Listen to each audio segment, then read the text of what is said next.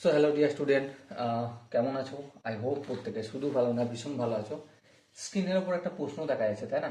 প্রশ্নটা কি বলেছে দেখো, নিচের সেটগুলোর মধ্যে কোনটি শূন্য সেট? দেখো, এক নম্বর যেটা রয়েছে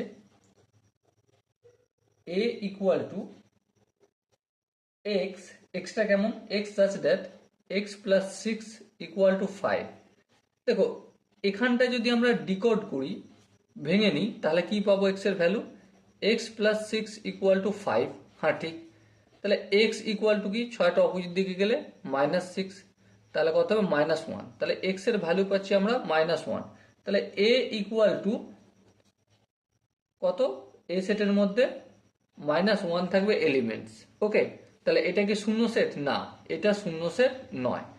তারপর দু নম্বর রয়েছে দেখো বি, বি ইকুয়াল টু একটা এলিমেন্ট হচ্ছে জিরো। দেখো, অনেকের হয়তো মনে হতে পারে যে দাদা এখানে এই যে জিরোটা রয়েছে এটা তো শূন্য সেট, কিন্তু না, এখানে শূন্য সেট নয়। কেন নয়? কারণ জিরোটা একটা এলিমেন্টস হিসেবে ইউজ হচ্ছে বা একটা পদ হিসেবে ব্যবহার হচ্ছে। শূন্য সেট মানে কোনো এলিমেন্টস থাকবে না, এই এরকম ভাবে ব্র্যাকেটের মাঝে কিছু থাকবে না, ফাঁকা থাকবে, অথবা ফাই থাকবে, এই দুটো থাকতে পারে। ব্র্যাকেটের মধ্যে নয়, ফাই হলে ব্র্যাকেটের বাইরে ফাই, আর এভাবে ব্র্যাকেট খালি থাকা মানে শূন্য সেট বোঝায়, ইন্ডিকেট করে। ঠিক আছে?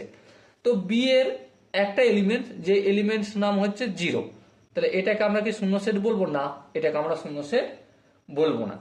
এবার দেখো, এটা দু নম্বর গেল। তিন নম্বরটা কি বলেছে দেখো, তিন নম্বরটা বলেছে সি ইকুয়াল টু এক্স, এক্সটা কেমন?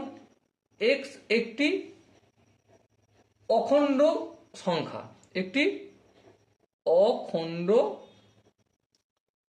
সংখ্যা, এবং এবং কি six X square minus five X plus one equal to zero, এরকম বলা আছে।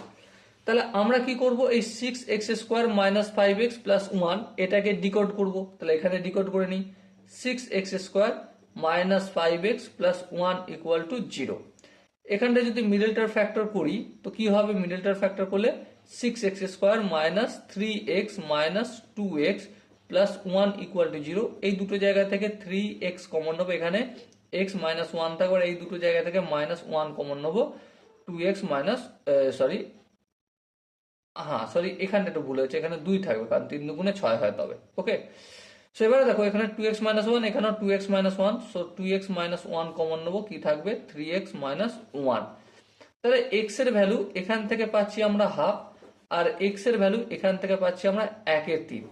কিন্তু একটা জিনিস লক্ষ্য করো, এক্স একটি অখণ্ড সংখ্যা, কিন্তু এখানে যে এক্সটা পেয়েছি এই এক্সটা পি বাই কিউ আকারে পেয়েছি, এখানেও এক্সটা পি বাই কিউ আকারে পেয়েছি। আর পি বাই কিউ আকার মানে কি? এটা হচ্ছে আমার রেশনাল নাম্বার, আর এটাও হচ্ছে আমার রেশনাল নাম্বার।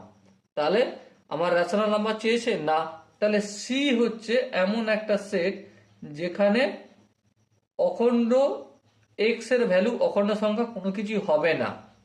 ঠিক আছে? তাহলে আমরা অতএব কি বলতে পারবো? অতএব সি একটি কি শূন্য সেট।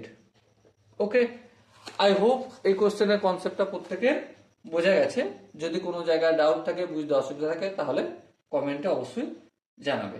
সো দেখা হচ্ছে নেক্সট ভিডিও, ততক্ষণ পর্যন্ত ভালো থেকো, সুস্থ থেকো এবং জয় হিন্দ।